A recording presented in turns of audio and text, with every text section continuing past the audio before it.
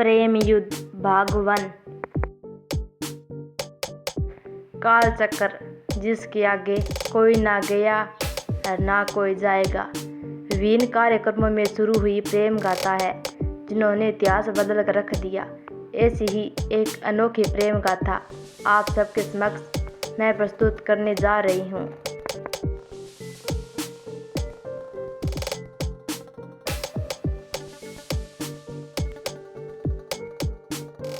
स्मरण रहे महाराज, जिस प्रकार से आपने मेरे विक्रांत और मुझे दूर किया है, उसी प्रकार आपका भी अपने जीवन में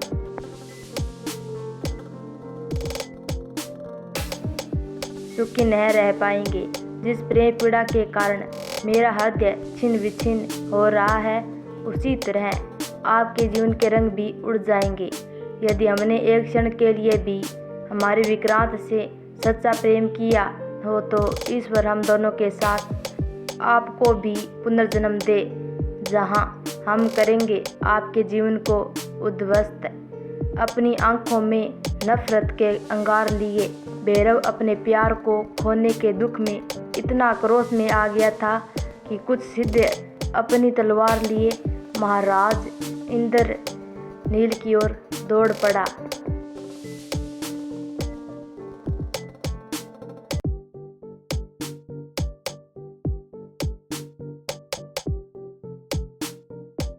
उसकी हरकत देख महाराज के अंगरक्षक तुरंत ही सामने आई और किंचक, जो महाराज का सेनापति था, उसने अपनी तलवार से सीधे भैरव का सर धड़ से अलग कर दिया।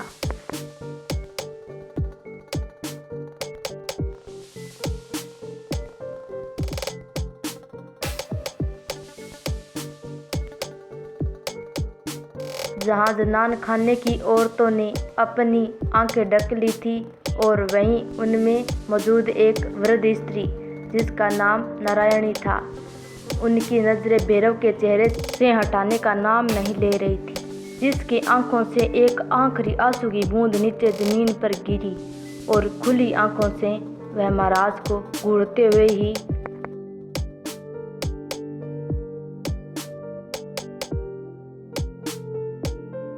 जमीन पर निढाल हो गया।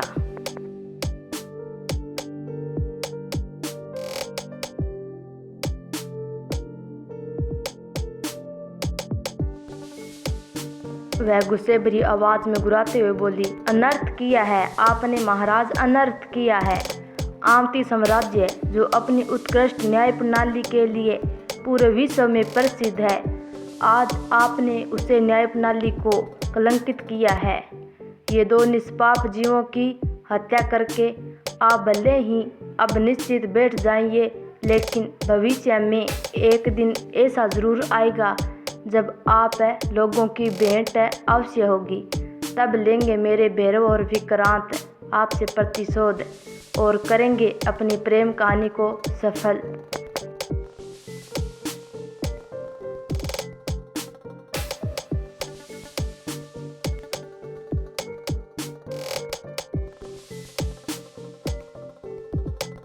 नारायणी जी का आक्रोश और महाराज इंद्रनील के हाथों हुई विक्रम और भैरव की हत्या भविष्य की उलझी पन्नों में समेट क्या सच में होगा विक्रांत और भैरव का पुनर्जन्म? और जिस प्रकार भूतकाल में उनका प्रेम अटूट था, क्या वही प्यार का बंधन रहेगा वर्तमान में इन दोनों के बीच? जानने के लिए पढ़िए प्रेम युद्ध। सिर्फ प्रतिलिपि पर तो यह प्रेम युद्ध का ट्रेलर था। इस ट्रेलर को लॉन्च करने के लिए मैंने खुद भी बहुत ज़्यादा वेट किया है। अभी तो इसके एपिसोड बना रहे हैं, इसलिए आपको थोड़ा सा वेट करना पड़ेगा। लेकिन मुझे कमेंट करके ज़रूर बताना कि आपको